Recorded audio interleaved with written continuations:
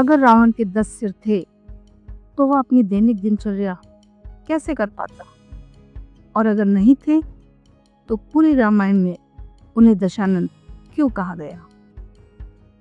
रावण एक नाम जो सिर्फ राक्षस नहीं था, वो एक ब्राह्मण पुत्र, एक ऋषि पुत्र, एक तपस्वी, और सबसे चौंकाने वाली बात, वो इतना ज्ञानी था कि देवताओं तक ने उनसे ज्ञान लिए।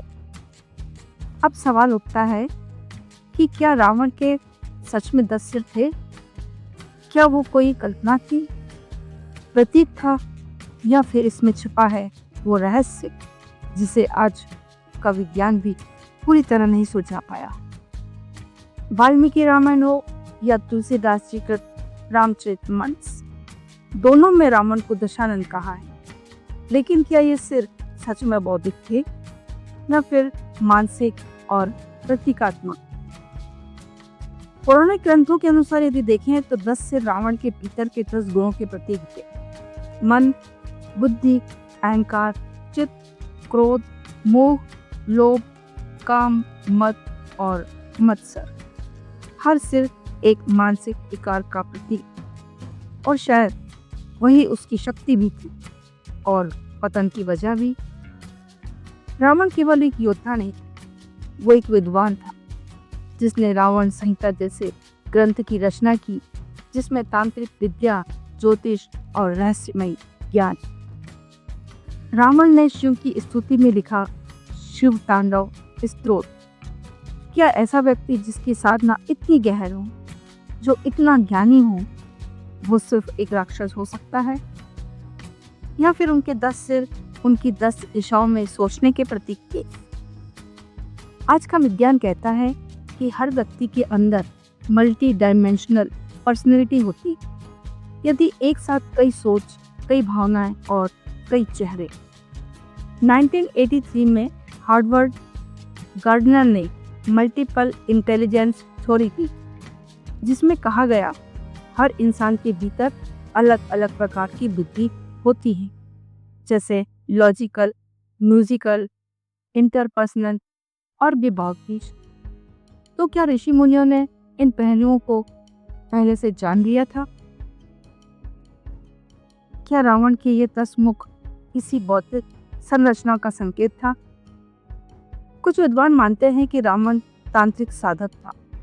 उसने 10 महाविद्याओं की साधना की थी।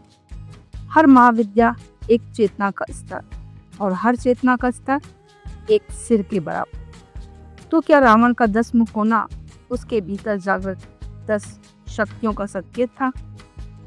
दोस्तों, रावण के 10 सिर चाहे भौतिक रहे हो या 10 दिशाओं में सोचने की क्षमता, 10 जागृत महाविद्या या 10 गुणों का प्रतीक रहे हों, असली रहस्य यह नहीं है कि रावण के 10 सिर थे या नहीं, बल्कि यह है कि उसने अपने अंदर की शक्तियों को नियंत्रण में नहीं रखा।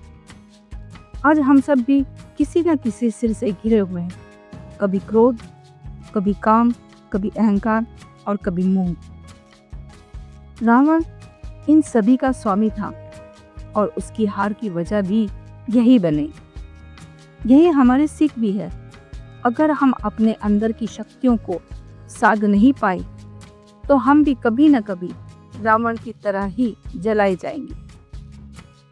तो दोस्तों, रावण का अंत इसलिए नहीं हुआ कि वो राक्षस था, बल्कि इसलिए हुआ कि उसने अपने सिरों की शक्ति को खुद पर हावी होने दिया।